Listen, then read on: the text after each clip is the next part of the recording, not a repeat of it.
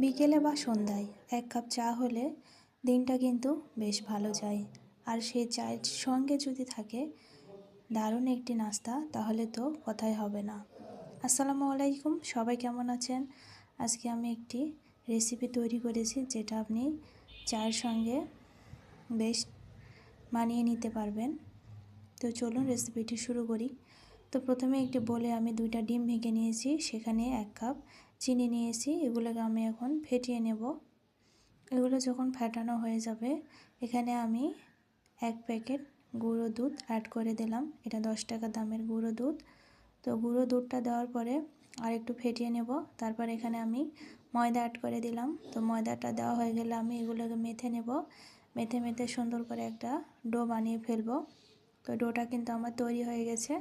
এখন এটার উপর একটু তেল দিয়ে এটাকে আমি ঢাকনা দিয়ে কিছুক্ষণের জন্য 5 মিনিট অথবা 10 মিনিটের জন্য রেখে দেব। তো তারপরে আমি এখানে একটা ডো থেকে টুকরো নিয়েছি, এটাকে এখন আমি রুটির মতো করে বেলে নেব। খুব মোটাও না বা খুব পাতলা না। তো এখন আমি একটি বোতলের মুখের সাহায্যে গোল গোল করে এগুলোকে কেটে নেব। এটাকে আমি সিমের ফুলের শেপ দিব। অনেকেই সিমের ফুলের মতো দেখতে, এই জন্য সিমের ফুলের পিঠা বলা হয়। তো আমি আজকে 3 রকমের পিঠা বানিয়ে দেখাবো আপনাদের। একরকম হয়ে গেল, এখন আমি এক সাইড করে রেখে ওখান থেকেই আরেক রকম পিঠা বানিয়ে দেখাবো। তো তার জন্য আমি একটি চাকু নিয়েছি, চাকুর সাহায্যে ফালা করে কেটে নিয়েছি। তো এটাকে ত্রিকোণ আকৃতির করে আমি কেটে নিলাম। আপনারা আপনাদের পছন্দ অনুযায়ী শেপ দিবেন।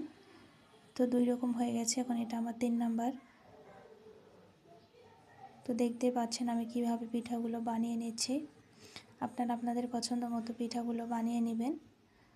তো সবগুলো পিঠা কিন্তু আমার হয়ে গেছে। এগুলো এখন কিন্তু আমি ফ্রাই করে নেব। এর জন্য আমি চুলাতে চলে যাব। তো চুলাতে আগে থেকে আমি একটি প্যান বসিয়ে রেখেছিলাম, সেখানে তেল গরম হয়ে আসলে আমি পিঠাগুলো এখানে অ্যাড করে দিয়েছি। এবার সুন্দর করে ফ্রাই করে নেবার পালা। তো দেখবেন খুব যেন বেশি ভাজা হয়ে না যায়। তো পিঠাগুলো কিন্তু আমার ভাজা হয়ে গেছে, এখন আমি তুলে নিলাম।